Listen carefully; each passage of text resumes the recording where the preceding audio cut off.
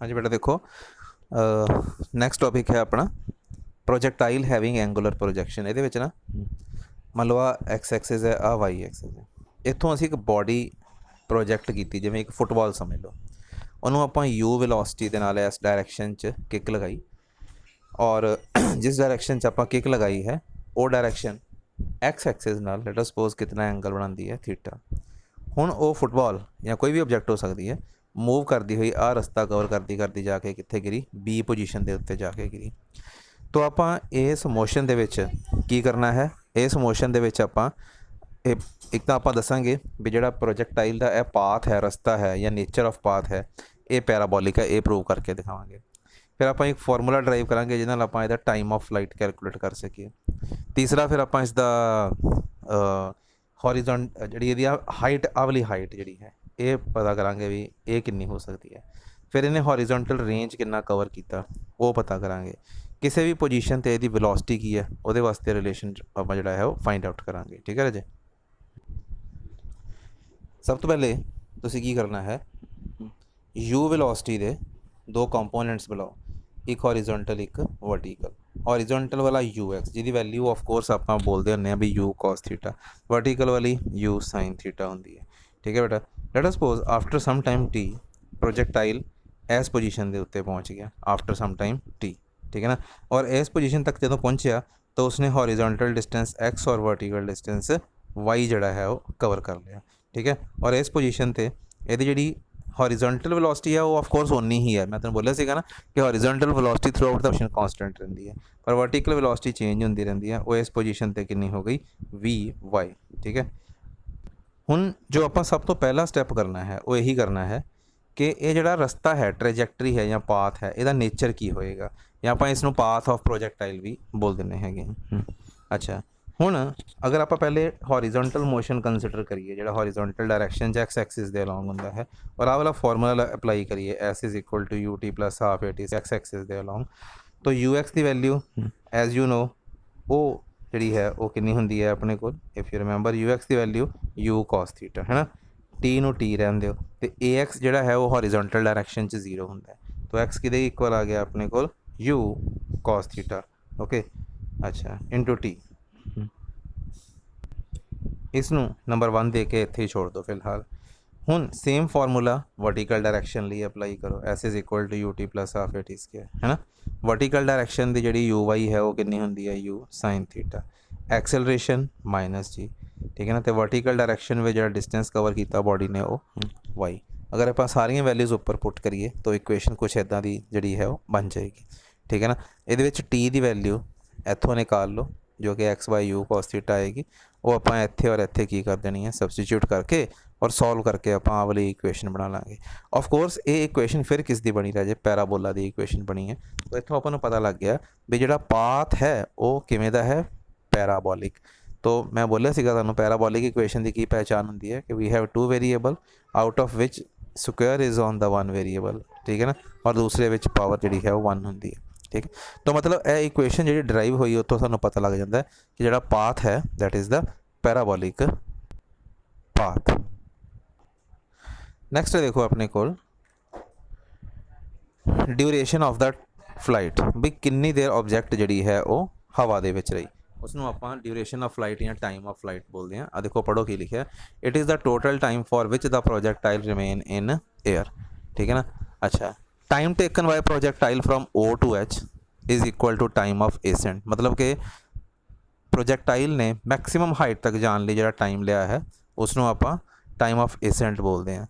And time taken by projectile from H to B is the descent, मतलब फिर top तो नीचे डिगन लिए जो उन्हें टाइम लिया वो डिसेंट। ठीक है ना, और टाइम ऑफ एसेंट और टाइम ऑफ डिसेंट एक दूसरे के की होंगे राजे, इक्वल होंगे। तो मतलब जो टोटल टाइम ऑफ फ्लाइट है वो टाइम ऑफ एसेंट तो टाइम ऑफ डिसेंट का सम होंगे है, मतलब इसनों आप इदा भी लिख सकते हैं कि t is equal to t plus t which is equal to 2t, from here t is equal to t by 2। now apply the formula vy is equal to uy is at। ठीक है ना, अच्छा हुण top पे पहुँच के जी final velocity along the vertical direction है वो जीरो हो जाती है।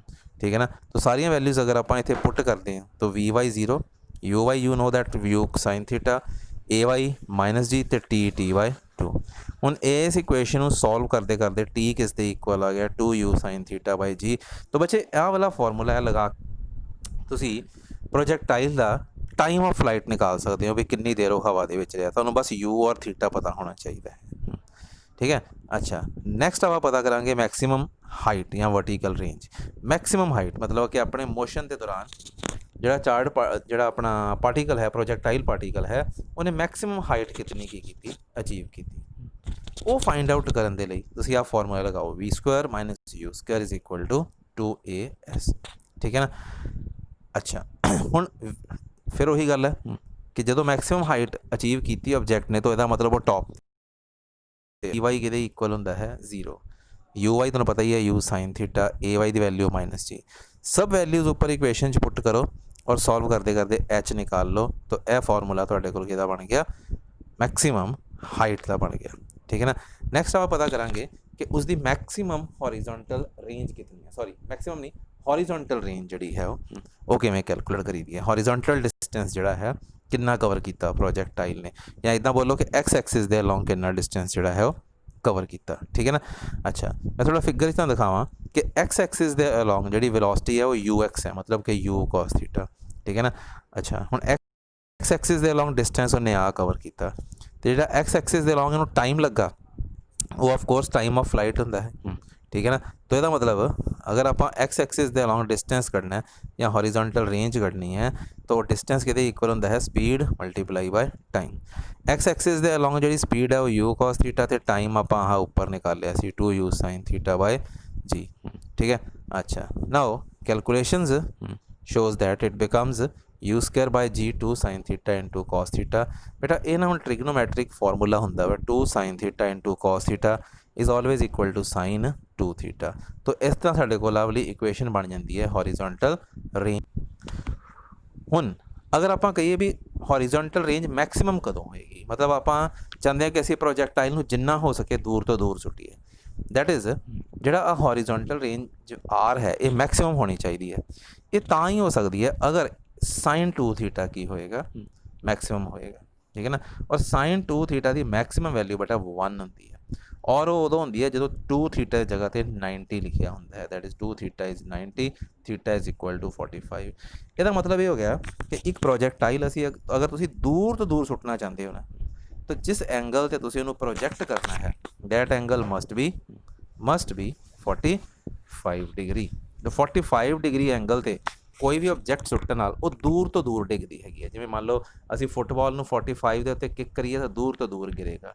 ठीक है ना। असी एक बैट्समैन ने मान लो क्रिकेट मैच में छक्का लगाना है तो सिक्सर लगाना है, तो वो की करेगा 45 डिग्री एंगल के उत्ते शॉट लगाएगा, तो वो बाउंड्री बहुत ईजीली की कर जाएगा, क्लीयर कर जाएगा। ठीक है ना। अच्छा और वो हॉरिजॉन्टल रेंज कितनी हो सकती है, वो तुसी अपनी उपर जी हॉरिजॉन्टल रेंज वाला फार्मूला वो थीटा 45 पुट करो तो it will become sin 2 into 45, 45 into 2 is 90, it becomes sin 90 and r maximum is equal to u² by g।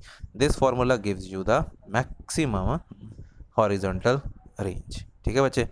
अच्छा फिर देखो आ एक बड़ी वधिया इक्वेशन है कि horizontal range is same for the angle of projection theta and 90 minus theta. देखो ए मैं तुहानूं उपर हॉरिजॉन्टल रेंज कितनी बोल के आया, इन्नी बोल के आया ना, r is equal to u² sin 2 theta by g. अगर तुसी थीटा नूं रिप्लेस करके 90 माइनस थीटा कर दो तो एज्यूम करते हैं कि नवी हॉरिजॉन्टल रेंज r2 हो गई। हुण 2 नाल अंदर मल्टीप्लाई करो तो it will become u² sin 180 माइनस 2 थीटा। हुण बाय ट्रिग्नोमेट्री sin 180 माइनस 2 थीटा इज sin 2 थीटा। ठीक है ना। तो मतलब sin 180 माइनस 2 थीटा नूं दी जगह ते तुसी sin 2 थीटा ही देखो बेटा पुट कर देना, दिस इज़ बाय ट्रिग्नोमेट्री। ठीक है ना। तो इस तरह r2 जिहड़ा है वो इतना आ गया साडे कोल। नाउ जदों तुसी एंगल थीटा लिया जो तुहाडे कोल फार्मूला बनिया सेम फार्मूला उदों बनिया जदों तुसी इत्थे एंगल की लिया 90 माइनस थीटा लिया। सो कहना मतलब r1 ते r2 सेम आ गए। इसका मतलब अगर एक बॉडी तुसी थीटा एंगल ते प्रोजैक्ट करो या 90 माइनस थीटा, या एक एग्जांपल देना जिदा मान लो एक एंगल एक बॉडी तुसी 40 डिग्री ते प्रोजैक्ट करते हो, उन्हें कुछ डिस्टेंस कवर किया मान लो 10 मीटर का, हुण उही तुसी 50 डिग्री ते प्रोजैक्ट करोगे तां भी उन्ना ही डिस्टेंस कवर करेगी, कारण क्योंकि 50 इज़ 90 माइनस 40। तो there are always two angle. देखो एक लास्ट लाइन पढ़ो की लिखी हुई है कि there are two angles of projection for which the horizontal range is same. ठीक है ना। जिवें देखो आ फिगर विच भी आ गल थोड़ी जी तुहानूं क्लीयर करने की कोशिश की गई है। आ देखो जिवें देखो आ देखो जिवें देखो एक आ प्रोजेक्शन देखो तो एक आ प्रोजेक्शन देखो। आ प्रोजेक्शन 15 डिग्री तक की गई। आ प्रोजेक्शन 75 तक की गई। नाउ 75 इज 90 माइनस 15 और देखो हॉरिजॉन्टल रेंज दोनों की सेम है। अच्छा हुण आ प्रोजेक्शन देख लो, ये 30 तक की गई है, फिर आ प्रोजेक्शन 60 तक की गई है। इन्होंने दोनों का हॉरिजॉन्टल रेंज है क्योंकि ये भी आ 30 है, आ 90 माइनस 30 मतलब कि 60 डिग्री है। So what I want to say that we always have the two angles of projection for the same horizontal range and maximum angle of projection is always at angle 45 degree. ठीक है ना। अच्छा ਹੁਣ ਆਪਾਂ ਇੱਕ method discuss ਕਰਦੇ ਹਾਂ ਜਿਹਦੇ ਨਾਲ ਆਪਾਂ ਨਾ ਕਿਸੇ ਵੀ ਇਨਸਟੈਂਟ ਦੇ ਉੱਤੇ ਪ੍ਰੋਜੈਕਟਾਈਲ ਦੀ ਵੈਲੋਸਿਟੀ ਕੈਲਕੂਲੇਟ ਕਰ ਸਕੀਏ। ਠੀਕ ਹੈ ਨਾ। ਅੱਛਾ ਐਜ਼ਿਊਮ ਕਰੋ ਕਿ ਇੱਕ ਪ੍ਰੋਜੈਕਟਾਈਲ ਹੈ, ਇੱਥੋਂ ਆਪਾਂ ਥਰੋ ਕੀਤਾ ਯੂ ਨਾਲ ਥੀਟਾ ਐਂਗਲ ਤੇ। ਠੀਕ ਹੈ ਨਾ। और वो मान लो पी पॉइंट पर पहुँच गया। पी पॉइंट पर देखो हॉरिजॉन्टल वेलोसिटी तो जिवें मैं तुहानूं बोल रहा throughout the motion same रहनी है, जिवें इत्थे यू कॉस थीटा है। वर्टिकल वेलोसिटी इत्थे मान लो वी वाई हो गई। Now apply this relation v y is equal to u y plus a y into t. ठीक है ना। V y is equal to u y is u sine theta and a y is minus g. ठीक है ना। Put करके तो v Y ये equal आ गया साढ़े कोल। ठीक है।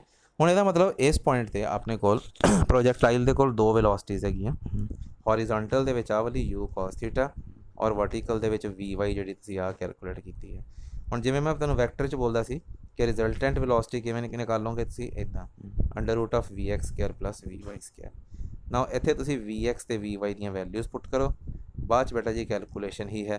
ਆ ਦੇਖੋ ਸਿੰਪਲ ਕੈਲਕੂਲੇਸ਼ਨ ਕਰਦੇ ਕਰਦੇ ਤੁਹਾਡਾ ਜਿਹੜਾ ਫਾਈਨਲ ਆਂਸਰ ਹੈ that will become root of u square plus g square t square minus u 2u gt into sin theta. By this formula you can calculate the velocity at this instant. Okay.